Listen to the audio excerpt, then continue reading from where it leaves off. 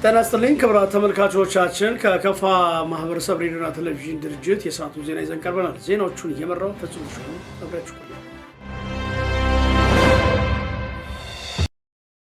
በወረዳው ለሚገኝ መንገድ መሰረተ ልማት ደህንነት ተገቢውን ጥንቃቄ ከማድረግ አኳያ ማህበረሰቡ የድርሻውን መወጣት እንዳለበት የሺሾ እንዴ ወረዳ ትራንስፖርትና መንገድ ልማት ጽሕፈት ቤት አስታወቀም። ጽሕፈት ቤቱ በበጀት ዓመቱ የህዝብን የመንገድ መሰረተ ልማት ጥያቄ ለመመለስ በያዘው እቅድ መሰረት ውጤታማ ተግባር እያከናወነ መሆኑን ተጠቁሟል።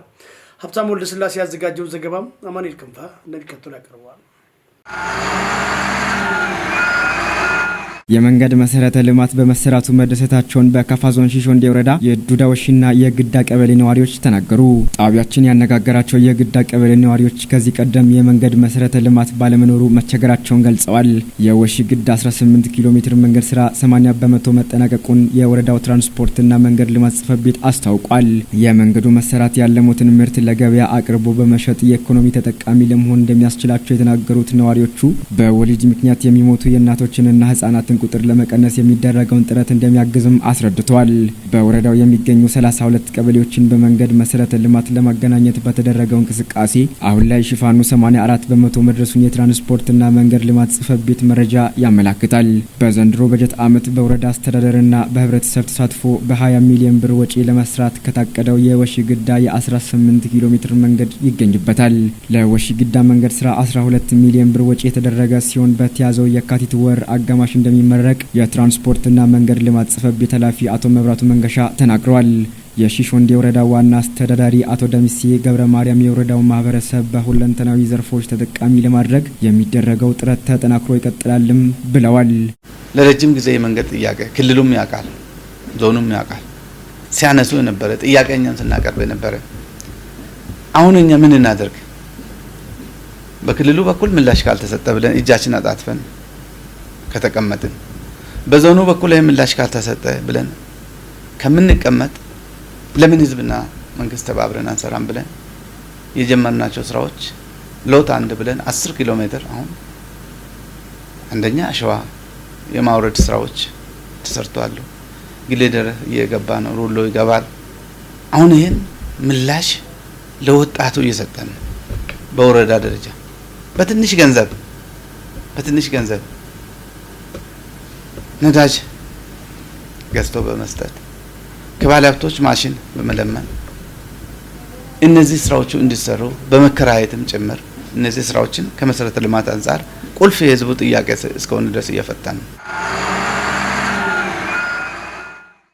በቦንጋ ከተማ የሚገኘው የአቡበከር ስዲቅ በጎ አድራጎት ማህበር በመልካም ስነ ምግባርና የሰላም ግንባታ ላይ ሲያሰለጥናቸው ለቆየ ወጣቶች የእውቅና መርሃ ግብር አካሄደም። በመርሃ ግብሩ የፌዴራል፣ የክልል፣ የዞንና የወረዳ እስልምና ምክር ቤት ተወካዮችም ተገኝተዋል። ዘገባውን ያዘጋጀው ባልደረባችን ናስር ተማምነው። አማኑኤል ክንፈ ከካፋ ቴሌቪዥን ጋር ቆይታ ያደረጉት የመርሃ ግብሩ ታዳሚዎች በእውቀት የበለጸገ ትውልድ ለእምነቱም ሆነ ለሀገሩ መልካም ዜጋ መሆኑን ጠቁመው በዚህ ረገድ የተሰማቸውን ግላዊ ደስታ ገልጸዋል። ያው የመርከዝ አቡበከር ስዲቅ ምረቃ ሁለተኛ ዙር ምረቃ ነው። በየዙሩ ወደ 31 የሚሆኑ ተማሪዎችን ያስተምራል። ይህ እንግዲህ ትምህርቱን ሲያስተምር በዋነኝነት ያው ተማሪዎች በእስልምናቸው ጠንካራ እንዲሆኑ፣ በእምነታቸው ጠንካራ እንዲሆኑ፣ የእስልምናን እውቀት እንዲያገኙ ታልሞና ታስቦ ሲዘጋጅና ሲሰራበት የቆየ ነው። በእውቀት የበለጸገ አእምሮ ለሀገርም ለወገንም እንዲሁም ደግሞ አጠቃላይ ማህበረሰብ ጠቃሚ በመሆኑ ያንን በማየታችን ለዚህ ምረቃ ቀን በመድረሳችን እጅግ በጣም ደስ ብሎኛል።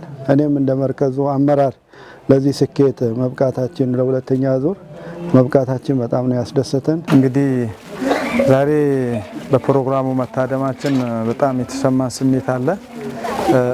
ከተሰሙን ስሜቶች አንደኛው ከፋ ባህሉን ተምረናል። ሁለተኛ የከፋ ለእንግዳ ምን ያህል ቦታ እንዳለው ተምረናል። ሶስተኛ አባጅፋርና ከፋ አማች መሆናቸው ቤተሰብ መሆናቸውን ተምረናል። ደስታችን ደግሞ ወደር የለውም። ዶክተር እንዳሉት አሁን ደስታችን ወደር የለውም። የወደፊት አላማ እቅዱ ልጁ ትውልዱ እንዲቀየር ትውልዱ እንዲማር ትውልዱ ከከፋ እስከ ዓለም እንዲወጣ ዶክተር ፕሮፌሰር እንደሆነለት እቅድ እንዳለው ከፊቱ ስላየን በጣም ተደስተናል። ይሄ ትልቅ ነገር ነው። የተሰማኝ ደስታ አሁን እነዚህ ልጆች በቅርብ ወደ እስልምና የመጡት ልጆች በዚህ አጭር ወር ውስጥ ነው ይሄን ለውጥ ሲያዩ ማለት ነው ሌሎች ሙስሊሞች ከዚህ አርአያ ወስዶ ሌላውም ዕውቀትን ለመማር ጥረት እንዲያደርግና በጣም ላለፉትን ጊዜዎች በመቆየት ለወደፊት ህይወታቸውን መለወጥ ሁሉም መትጋት እንዳለበት በዕውቀት ላይ ይሄን ለማሳለፍ እወዳለሁ። የመርሃ ግብሩ ተሳታፊዎች አክለውም የለውጡ መንግስት ለመላው የኢትዮጵያ ሙስሊሙ ማህበረሰብ የእምነት ነጻነትና ጥያቄዎች ምላሽ እየሰጠ መሆኑን አስረድቷል። እርግጥ ነው የለውጡ መንግስት ብዙ ስራዎችን እየሰራ ነው። ከዚህ በፊት የነበረው እንኳን እዚህ አዳራሽ ተፈቅዶልን እንዲሁም ደግሞ ተማሪዎችን መርከዝ ከፍተን አስተምረን አብቅተን ለማስመረቅ ይቀርና 2 እና 3 ሆነን በምንሄድበት ሰዓት እንደ ስጋት ነበር የምንቆጠረው። የሙስሊም ተማሪዎች መማር ለሀገሪቱ ተጨማሪ እሴት ነው የሚጨምረው። ስለዚህ መብታቸው ይከበር ብሎ ይህ መንግስት ነው የለውጡ መንግስት ነው እድሉን የፈጠረልን። መንግስትም ባይተባበረን በተለይ ጠቅላይ ሚኒስትር ዶክተር አብይ የከፈቱት የነጻነት በር እሱን ተከትሎ ደግሞ እንደ ክልላችን የተከፈተው የዞንና የከተማ አመራሮች ይህንን እድል አመቻችተውልን በሄድንበት በየትኛውም አካባቢ ሌላው ቢቀር የመርከዝ ቦታ ሁሉ የተቀበልንበት መሬት የተቀበልንበት ሁኔታ ነው የተፈጠረውና በጋራ ሆነን የሰራ ነው። እኛ እንደ ሙስሊም ማድረግ የሚገባንን አድርገናል። ነባራዊ ሁኔታውን ደግሞ ያመቻቸው ይሄ የለውጡ መንግስት በመሆኑ እጅግ አድርገን እናመሰግናለን። ለውጡ መንግስት ብልጽግና ያው እንግዲህ መጀመሪያ ህይወታችን ትንሽ እስተንፋስ አየር ያገኘ ነው በዚህ ጊዜ ማለት እንችላለን። እንደ ዓለም 4 ጥያቄዎች ለሙስሊሞች ይመለሳል ተብሎ የማይጠበቀው ትላልቅ 4 ጥያቄዎች በተጨባጭ አይተናል። አንደኛ ኢስላሚክ ባንክ መግባት ተከልክሎ ነበር። በዚህ በመንግስታችን በዚህ ጊዜ ተፈቅዶልን በመስኮት የምንጠቀመው በበር ጀምረናል። የኢስላም ባንክ ተፈቅዶልን ሂጅራ ባንክ፣ ዘምዘም ባንክ፣ ራሚስ፣ ዋብሸበሌ ኢስላሚክ ባንኮች ተፈቅዶልናል። ይሄ እንደ ዓለም ትልቅ ነው። ጥያቄ ተጠይቆ ይህ ለውጥ መንግስት ያመጣልን እንደ አፍሪካ ታዋቂ የሆነ መስጂድ እንዲገነባ ብሎ ቦታ ሰጥቷል። አፍ ሳይሆን እንደ ፖለቲካ ሳይሆን ሐቁን የምናገረው እኛም ያው አሳልፍንበት ስለሆነ ያው እኔ ዳኢ ነኝ። ብዙ ስጋቶች ነበረብን ባለፉት መንግስቶች ማለት ከለውጡ መንግስት በኋላ ግን በጣም እኔ በቃላት ለመግለጽም ይከብደኛል። ለሙስሊም ባለሁኔታ ነው ትልቅ ባለሁኔታ ነውና ይሄንን እድል ደግሞ ሙስሊሙ መጠቀም አሁንም ገና ይቀረዋል ብዬ ነው የማስበው። ከመንግስት ምንም ችግር የለም። አሁን እኛንን መጠቀም ያቃተን እንጂ የለውጥ መንግስት በከፈተው የእምነት ነጻነት ቦታ ላይ ማለት ነው በጣም መጠቀም ገና ይቀረናል ብዬ ነው እኛ ህዝብ አልተገነዘበም ብዬ ነው የማስበው እንጂ በጣም ነው እኔ የለውጡ መንግስት ሐቂቀተን በየጊዜ በግልም በጀማዓ ላይም ዱዓ አረግለታለሁ። እኔ ከልቤ ነው የማረገው። በመጨረሻም የአቡበከር ሲዲቅ እስላማዊ መርከዝ ይጠናከር ዘንድ ሁሉም የበኩሉን እንዲወጣም አሳስቧል። ይህ ተቋም የበለጠ ላጠ ከዚህ የበለጠ ደረጃ ላይ ለማድረስ ከሁሉም ማህበረሰብ ሁሉም የራሱን ድርሻ ሊወጣ ይገባል ብለን እናስባለን። ትልቁ ድርሻ ያለው የሙስሊሙ ማህበረሰቡ ዘንድ ነው። እነዚህ አሁን መጥተው የሚማሩ ተማሪዎች ከየወረዳው የሚመጡ ተማሪዎች ናቸው። እነዚህ ከየወረዳው የሚመጡ ተማሪዎች እዚህ መጥተው ሲማሩ ዝም ብሎ አይደለም የሚማሩት። ቀለብ አለ፣ ዕለታዊ ቀለብ አለ፣ አልባሳት አለ፣ ሕክምና አለ፣ መጠለያ አለ፣ ማደሪያ አለ። ይህንን ሁሉ ወጪ የሚሸፍነው ማህበረሰቡ። እኛ ከየትም አናመጣውም፣ ከማህበረሰቡ ነው። ያንን ወጪ የተሻለ ከፍ ያለ ወጪ ቢኖረን ከዚህ የበለጡ ተማሪዎችን ማስተማር እንችላለን። ስለዚህ ከፋ ሙስሊም ማህበረሰብ እንደ ክልልም ደግሞ አጠቃላይ ሙስሊም ማህበረሰብ ይህንን ጥረታችንን አይቶ በተለያዩ ድጋፍ በምንፈልግባቸው የትኛውንም አይነት ድጋፎች እንዲያደርጉልን በአላህ ስም ጥሪ እናስተላልፋለን። ይህ መርከዝ የኛ ደማችን ነው። ካሁን በኋላ ደማችን ነው። ቤተሰባችን ነው። የኔ ልጅ ነው የሚማረው፣ ያንተ ልጅ ነው የሚማረው። ካሁን በኋላ እንግዶች እኛን ሊያበረታቱ መጡ እንጂ እንደ ኤንጂኦ እኛን ሊያበረታቱ መጡ እንጂ እኛ በዚህ ኤንጂኦዎች ቋሚ ነው ብለን መተው የለብንም። እኛ ራሳችን ትምህርት ቤቱን ማሳደግ አለብን። ከኤሌመንተሪ ወደ ሃይ ስኩል አድርገነው ከሃይ ስኩል ወደ ኮሌጅ ከኮሌጅ ወደ ዩኒቨርሲቲ። ይህ የሚታደገው በትውልዱ ነው፣ በሀገሩ ባለሀብት ነው፣ በሀገሩ ባለስልጣን ነው። ይህንን በሀገሩ ሀገር ሽማግሌዎችና የሃይማኖት አባቶች እንዳውም ሀሳባችን ምንድነው? ሃይማኖታዊ ትምህርት ብቻ ሳይሆን አካዳሚካል እንዲኖረው ሃይማኖታዊ ትምህርትም እንዲኖረው፣ ሁለተኛ ደግሞ መብቱ ለእስላም ብቻ ሳይሆን ክርስቲያንም ገብቶ ከፈለገ እንዲማር መብቱ እንዲጠበቅለት። ይህን ለማድረግ ደግሞ የሀገራችን ነጋዴዎች አብሮ ይህንን ነገር እንዴት አድርገን እንዲራመድ እንዲያድግ ማድረግ አለብን የሚል ሁሉ እዚህ ያለ ውጭ ሀገር ያለ እኛም ኤንጂኦ መሆን አለብን ብሎ የቤት ስራ እንዲወስድ የአቡበክር ስዲቅ መርከዝ ያው ገና ጀማሪ ነው እንዳላችሁት ማለት ነው። ለወደፊቱ ቀጣይና ትልቅ ስራ እንዲሰራ አንደኛ በመጀመሪያ ደረጃ ያው ባለሀብት በሀብቱ ባለእውቀት በእውቀቱ እያንዳንዱ ሙስሊም የሆነ በነፍስ ወከፍ ማለት ነው የራሱን አሻራ ማሳረፍ አለበት ማበርከት አለበት ብዬ ነው የማስበው። ይሄ መርከዝ ለአካባቢውም ሆነ ለሀገሪቷ ተደራሽ እንዲሆን ማለት ነው እያንዳንዱ ባለሀብት ብቻ ሳይሆን እውቀት ያለውን በእውቀት እያንዳንዱ ሙስሊም በነፍስ ወከፍ ከዚህ መርከዝ ጎን መቆም አለበት ብዬ ነው የማምነው። ከወንጀል የጸዱ ቀበሌዎችን የመፍጠር ተግባር ተጠናክሮ እንዲቀጥል የሁሉም ባለድርሻ አካላት የበኩላቸውን መወጣት እንዳለባቸው የገዋታ ወረዳ አስተዳደር ጥሪ ያቀረበም። በወረዳው ጁፓዋሆ ቀበሌ ከወንጀል የጸዳ በመሆን ተመርቋል። በላቸው በላይ ከስፍራው ላደረሰን ዘገባም ምህረት ማሙ። በዕለቱ የገዋታ የጌሻ የሳይለም ወረዳና የደካ ከተማ አስተዳደር የአጎራባች ወረዳዎች በጸጥታ ዙሪያ ውይይት አድርገዋል። የገዋታ ወረዳ ዋና አስተዳዳሪ አቶ አርጋው ኃይል እንደገለጹት ከወንጀል የጸዱ ቀበሌዎችን የማስመረቅ ተግባር ተጠናክሮ ይቀጥላል ብለዋል። ሌሎች ቀበሌዎችም ከሹፓዋሆ ቀበሌ ተሞክሮችን በመውሰድ ከወንጀል የጸዳ ቀበሌን ለመፍጠር በቅንጅት መስራት እንዳለባቸው አሳስበዋል። በ2018 ዓመተ ምህረት 7ኛ ጠቅላላ ምርጫ ሰላማዊ ዴሞክራሲያዊና ፍትሃዊ እንዲሁም ተአማኒ ሆኖ እንዲጠናቀቅ የአካባቢው ማህበረሰብ ሚና ወሳኝ መሆኑን ጠቁመዋል። የአጎራባች ወረዳዎች በጋራ የሚደረገው ውይይት ወንጀሎችን ለመከላከል ሚናው የጎላ መሆኑን የገዋታ የጌቻ ሳይለም ወረዳና የደካ ከተማ አስተዳደር የአጎራባች ወረዳዎች በጸጥታ ዙሪያ የተጀመረው ውይይት አጠናክሮ መቀጠል እንዳለባቸው አስገንዝበዋል። በወንጀል መከላከል ሂደት ውስጥ የሃይማኖት አባቶች፣ የሀገር ሽማግሌዎች፣ የአካባቢውን ልማት ፈላጊ ወጣቶች ሚናቸው እንዲወጡም ጥሪ አቅርበዋል። የከፋ ዞን ፖሊስ መምሪያ የልማት እቅድ ዲቪዥን ኃላፊ ኮማንደር መንግስቱ ማሞ በበኩላቸው በዞኑ ባሉ ወረዳዎች ከወንጀል የጸዱ ቀበሌዎችን ለማስመረቅ ዞኑ በትኩረት ይሰራልን ብለዋል። የአጎራባች ወረዳዎችና ከተማ አስተዳደሮች ላይ የተጀመረው የጋራ ውይይት በዞኑ ያለው የተረጋጋ ሰላም አስጠብቆ ለማስቀጠል ትልቅ ሚና እንዳለው አመላክተዋል። ውይይቱ ተጠናክሮ እንዲቀጥል ዞኑ ተገቢውን ክትትልና ድጋፍ እንደሚያደርግም ጠቁመዋል። የገዋታ ወረዳ ሰላም ጸጥታና ሚሊሻ ጽህፈት ቤት ኃላፊ አቶ ለገሰ አለማየሁ እንደገለጹት በድንበር ላይ የሚከሰቱ ጥቃትና ወንጀሎችን በጋራና በውይይት መከላከል እንደተቻለ ጠቁመዋል። ነዋሪዎችም የተጀመረውን ጥቃትና ወንጀሎችን በመከላከል ሂደት ውስጥ የተለመደውን ትብብራቸውን እንዲያስቀጥሉ አሳስበዋል። በዕለቱም የገዋታ የጌሻ የሳይለም ወረዳና የደካ ከተማ አስተዳደር አጎራባች ወረዳዎች በጸጥታ ዙሪያ ላይ ውይይት ያደረጉ ሲሆን ከአራቱ መዋቅሮች በቦታው የተገኙ ባለድርሻ አካላት የተጀመረውን የአጎራባች ውይይት ሰላምን ለማስጠበቅ ሚናው የጎላ መሆኑን ጠቅሰዋል። በወንጀል መከላከል ሂደት ውስጥ ሚናቸው እንዲወጡ ጠቁመዋል ሲል ጥንቅሩን ከስፍራው ያደረሰን ባልደረባችን በላቸው በላይ ነው። ህብረተሰቡ በአፍዝ አደንግዝ ወንጀል ከሚፈጽሙ አካላት እንዲጠነቀቅ የደቡብ ምዕራብ ኢትዮጵያ ህዝቦች ክልል ፖሊስ ኮሚሽን አሳሰበው።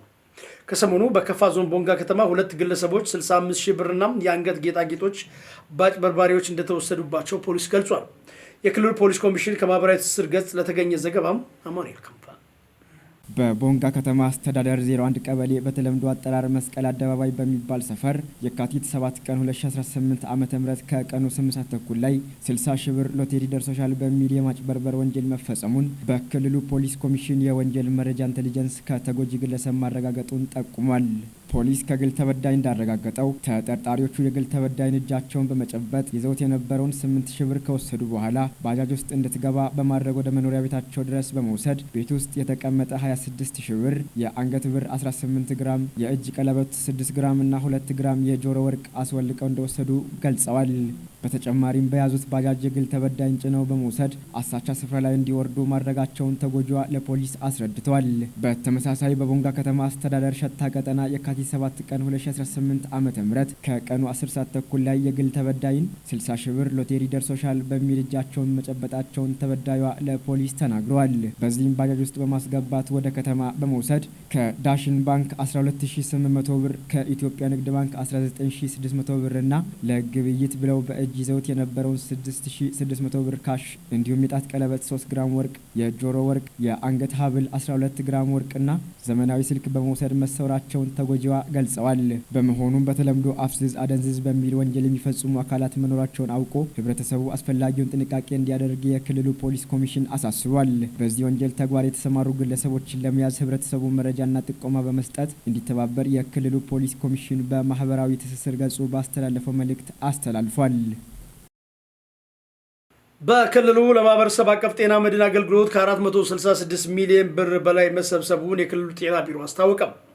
በጤናው ዘርፍ የዜጎችን ማህበራዊ ብልጽግና ለማረጋገጥ በሚደረገው ጥረት አበረታች ውጤት የተመዘገበ መሆኑን ተገልጿል። ዘገባው የክልሉ የመንግስት ኮሚኒኬሽን ነው። ጽዮን ታደለ። የደቡብ ምዕራብ ኢትዮጵያ ህዝቦች ክልል ጤና ቢሮ ኃላፊ አቶ ኢብራሂም ተማም ከክልሉ መንግስት ኮሚኒኬሽን ጋር በነበራቸው ቆይታ የ2018 ዓ.ም የማህበረሰብ አቀፍ የጤና መድን አፈጻጸም የተሻለ አፈጻጸም መመዝገቡን ገልጸዋል። በበጀት ዓመቱ የነባር አባላት እድሳት 90 ከመቶ መድረሱን የገለጹት ኃላፊው አዲስ አባላት ምጣኔ 30 ከመቶ መድረሱንና አጠቃላይ የ2018 ዓ.ም ምጣኔ 78.1 በመቶ መፈጸሙን አቶ ኢብራሂም ገልጸዋል። በበጀት ዓመቱ ባለፉት 2 ወራት 466 ሚሊዮን ብር በላይ ከነባር አባል እድሳትና ከአዲስ አባላት መዋጮ መሰብሰቡን የገለጹት አቶ ኢብራሂም በክልሉ በጤና ዘርፍ የዜጎችን ማህበራዊ ብልጽግና የማረጋገጥ ተግባር አበረታች ነው ብለዋል። የአገልግሎትና አባላት ምጣኔም ከአምናው ተመሳሳይ ወቅት ጋር ሲነጻጸር መሻሻል ማሳየቱን የጠቆሙት ኃላፊው በበጀት ዓመቱ በባለድርሻ አካላት ቅንጅት የተሻለ ውጤት ተመዝግቧል ብለዋል። በክልሉ 419418 አባወራዎች የማህበረሰብ አቀፍ የጤና መድን አባላት መሆናቸውን የገለጹት ኃላፊው ይህም በህዝብ ደረጃ ከ2 ሚሊዮን በላይ እንደሆነ አስረድተዋል። ከዚህ ቀደም ከአገልግሎት አሰጣጥ ጋር በስፋት ይነሱ የነበሩ ችግሮችን በጤና ተቋማት ለማሻሻል ከባለድርሻ አካላት ጋር በቅንጅት በተሰራው ስራ ውጤት መገኘቱን የጠቆሙት ኃላፊው በዚህም በህዝብ ዘንድ አመኔታ ማደጉን ገልጸዋል። በክልሉ 18 የማህበረሰብ አቀፍ መድኃኒት ቤቶች መከፈታቸውን የገለጹት አቶ ኢብራሂም ከዚህ በተጨማሪ በጤና ተቋማት የመድኃኒት አቅርቦት በማሻሻል ይነሱ የነበሩ መሰረታዊ ችግሮችን መፍታት መቻሉን አስረድተዋል። ከተሰበሰቡ የአባላት መዋጮ ከ277 ሚሊዮን ብር በላይ ለመድኃኒት ግዢ መዋሉን የጠቆሙት ኃላፊው የመድኃኒት አቅርቦት አስተዳደርና ቁጥጥር ተግባር ላይ ትኩረት ያለው መሻሻል አምጥቷል ብለዋል። በእነዚህም በሌሎች መሰረታዊ መሻሻሎች የህብረተሰቡ እርካታ ከጊዜ ወደ ጊዜ ማደጉን የገለጹት ኃላፊው በቀጣይ አገልግሎቱን ለማሻሻል በተከታታይነት እንደሚሰራ ጠቁመዋል። በበጀት ዓመቱ 68.8 ሚሊዮን ብር ለአባላት የሪፈራል ሕክምና መከፈቱን ያነሱት አቶ ኢብራሂም ፍትሐዊ የጤና አገልግሎት ተደራሽነት በክልሉ ከጊዜ ወደ ጊዜ እያደገ መምጣቱን ገልጸዋል። የማህበራዊ ጤና ኢንሹራንስ ለጤና ባለሙያዎችና ለጤና መዋቅር የአስተዳደር ሰራተኞች የፌዴራል መንግስት በፈቀደው መሰረት 83 ከመቶ በክልሉ ውስጥ የሚገኙ የጤና መዋቅር ሰራተኞች አስፈላጊው የምዝገባ ስርዓት በመፈጸም የማህበራዊ ጤና ኢንሹራንስ ተጠቃሚ መሆናቸውንም አቶ ኢብራሂም በመግለጽ ለተመዘገቡ የማህበረሰብ አቀፍ ጤና አገልግሎት መሻሻል የባለድርሻ አካላት የላቀ ተሳትፎ፣ ድጋፍና ክትትል የጎላ ድርሻ እንደነበር የገለጹት ኃላፊው በቀጣይም የአገልግሎት አሰጣጡን ለማሻሻል የሚደረገው ጥረት ተጠናክሮ እንዲቀጥል ጠይቀዋል። ኢትዮጵያ በህፃናት ጤናና በምግብ ዋስትና ያስመዘገበቻቸው ስኬቶች አበረታች ናቸው ተባለ። በ39ኛው አፍሪካ ህብረት መደበኛ ጉባኤ ጎንዮሽ የሚኒስትሮች ስብሰባም ተካሂዷል። ከጤና ሚኒስቴር ገጽ ለተገኘ ዘገባ ምህረት ማሙ ኢትዮጵያ በህፃናት ጤና አጠባበቅ ስርዓተ ምግብ ማሻሻልና በምግብ ዋስትና ረገድ ያከናወነችውን ስኬታማ ተግባራትና ተሞክሮችን ለጋራ ምክክር አቅርበዋል። በአፍሪካ የህፃናት ጤናና ስርዓተ ምግብ ላይ ትኩረት አድርጎ በተካሄደው በዚህ መድረክ ላይ የአፍሪካ ህብረት ስርዓተ ምግብ ሻምፒዮን የሆኑት የሌሶቶ ግርማዊ ንጉስ ሌቲ ሳልሳዊ ከፍተኛ መንግስት ስራ ኃላፊዎች፣ የዓለም አቀፍ ተቋማት ተወካዮችና የዘርፉ ባለሙያዎችም ተገኝተዋል። በምክትል ጠቅላይ ሚኒስትር ማዕረግ ዴሞክራሲያዊ ግንባታ ማስተባበሪያ ማዕከል ኃላፊ አቶ አደም ፋራ በመድረኩ ላይ ባደረጉት ንግግር ኢትዮጵያ ላለፉት ጥቂት ዓመታት ትኩረት ሰጥታ ስታገብራቸው የቆየቻቸውን ሀገራዊ ንቅናቄዎች ተጨባጭ ለውጥ እያመጣች መሆኗን ገልጸዋል። ፕሮግራሞቹ የተመጣጣኝ ምግብ አቅርቦትን በማሻሻልና በማቋቋም አቅምን በማጠናከር በመላ ኢትዮጵያ የሚገኙ በሚሊዮን የሚቆጠሩ እናቶችና ህጻናትን ተጠቃሚ ያድርጓልን ብለዋል።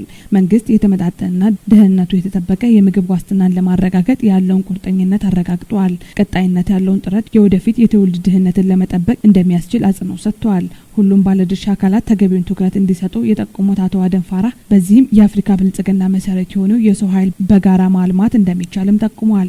የጤና ሚኒስትር ዴኤታ ዶክተር ደረጀ ዱጉማ በበኩላቸው ሀገራት የተሻለ የስርዓተ ምግብ ፕሮግራሞች እንዴት መተግበር እንዳለባቸው የኢትዮጵያን ተሞክሮ አጋርተዋል። በዚህም የህፃናት ጤናን በማሻሻል የሰቆጣ ቃል ኪዳን ተግባርና የቀዳማይ ልጅነት ልማትን በማከናወን የተገኘውን አበረታች ውጤትም አስረድተዋል። የቀድሞ የኢትዮጵያ ምክትል ጠቅላይ ሚኒስትርና የአዳም ፋውንዴሽን መስራች ሊቀመንበር አቶ ደመቀ መኮንን በመድረኩ ባደረጉት ንግግር በአህጉሪቱ የህፃናት አመጋገብና የሰው ሀብት ልማትን ለማሳደግ የፖለቲካ አመራር፣ ዘላቂ ፋይናንስና የአየር ንብረት ምላሽ ሰጪ ስልቶች አስፈላጊነትንም አጽንኦት ሰጥተዋል። በመድረኩ በአፍሪካ ስርዓተ ምግብ ለማሻሻል የሚረዳ የመግቢያ ስምምነት ሰነድ በአፍሪካ ህብረትና በኒውትሪሽን ኢንተርናሽናል መፈራረሙን የጤና ሚኒስቴር መረጃ ያመለክታል። የአፍሪካ ህብረት አባል ሀገራት የአየር ንብረት ለውጥን ተጽዕኖ መቋቋም የሚያስችል የማገገሚያ እቅድ እንዲያወጡ መደገፍ ይገባል አሉ። የአፍሪካ ህብረት የኮሚሽኑ ሊቀመንበር መሐመድ አሊ ዩሱፍ የ39ኛው የመሪዎች ጉባኤ መጠናቀቅን አስመልክቶ በሰጡት መግለጫ ኢትዮጵያ የአየር ንብረት ለውጥ ተጽዕኖን ለመቋቋም በአረንጓዴ አሻራ ላስመዘገበችው ስኬት አድናቆታቸውን ገልጸዋል። 39ኛው የህብረቱ መሪዎች ጉባኤ በአየር ንብረት የፋይናንስ ተጽዕኖ በመቋቋምና በኃይል ሽግግር የአፍሪካን ድምፅ የሚያንጸባርቅ አቋም የተያዘበት መሆኑንም አብራርተዋል። በአረንጓዴ አሻራ መርሃ ግብር የአየር ንብረት ለውጥን ለመከላከል ጠቅላይ ሚኒስትር ዶክተር አብይ አህመድ ያሳዩት የቁርጠኝነት በተግባር የሚታይ እንደሆነ ጠቅሰው የተመዘገበውን ውጤት አዲስ አበባ ከተማ በራሷም ትናገራለች ነው ያሉት።